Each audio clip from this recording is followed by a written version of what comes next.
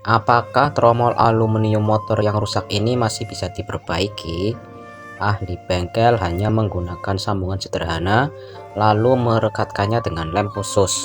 Dengan merekatkannya, tromol yang rusak ini bisa diperbaiki seperti semula. Selanjutnya, mari kita lihat bagaimana proses perbaikannya. Ada dua metode perbaikan untuk memperbaiki komponen aluminium seperti ini. Salah satu cara adalah dengan menggunakan kawat las aluminium untuk memperbaiki bagian yang pecah, tetapi hasilnya pasti tidak akan maksimal. Oleh karena itu, mekanik memilih metode perbaikan kedua, yaitu menghilangkan bagian yang rusak. Kami akan menggantinya dengan batang baja bundar berbahan aluminium. Setelah menentukan metode perbaikan, mekanik memasang tromol pelek yang rusak pada dudukan pemutar. Kemudian menggunakan pisau ulir untuk meratakan bagian yang rusak.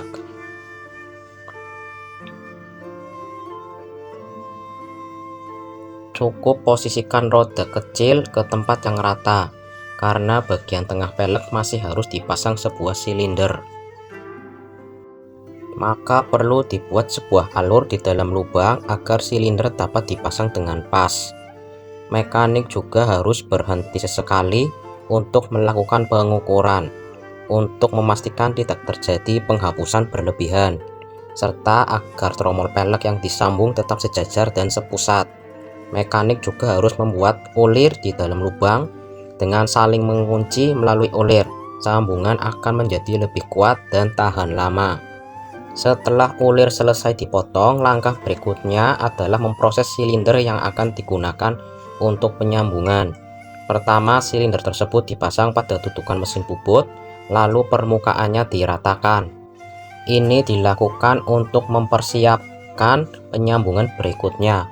Setelah permukaan ujung dibubut, mekanik juga perlu mengukur ukuran tromol pelek untuk menentukan posisi dan ukuran potongan batang baja bundar. Setelah memberi tanda, langkah selanjutnya adalah memotong sesuai dengan ukuran yang dibutuhkan. Karena lubang yang disediakan pada tromol pelek cukup kecil, dan bagian yang menonjol juga harus disisakan untuk posisi bantalan, mekanik perlu membentuknya menjadi struktur berbentuk menonjol. Setelah proses pemotongan selesai, karena bagian bawah tromol pelek sudah memiliki ulir yang disiapkan, silinder juga perlu diproses dengan ulir eksternal yang sesuai.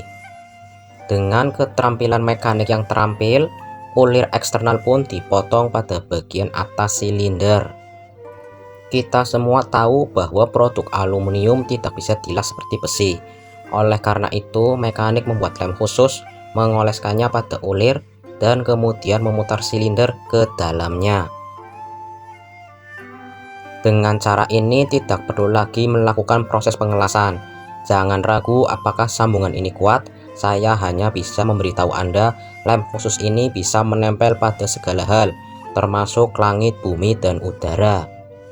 Setelah penyambungan selesai, karena sisa batang baja masih perlu dipotong, mekanik kembali membalikan arah tromol menggunakan pisau alur untuk memotong sisa batang baja yang berlebihan.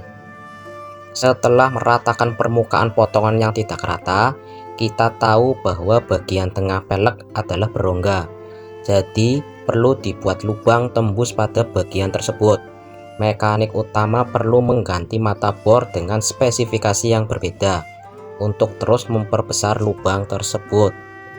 Namun lubang yang dibor dengan mata bor masih belum sesuai untuk pemasangan bantalan, jadi perlu digunakan pisau potong untuk memperbesar lubang. Mekanik juga harus berhenti sesekali untuk melakukan pengukuran, memastikan bantalan dapat terpasang dengan baik. Karena pada bagian luar poros masih terdapat alur segel minyak, mekanik perlu membentuknya. Proses ini meskipun terdengar sederhana, sebenarnya cukup sulit. Jika alur segel minyak terlalu besar, akan menyebabkan kebocoran minyak.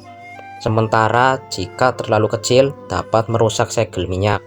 Teknik dari mekanik yang berpengalaman memang luar biasa. Proses ini pun cepat diselesaikan setelah bantalan dipasang dengan benar.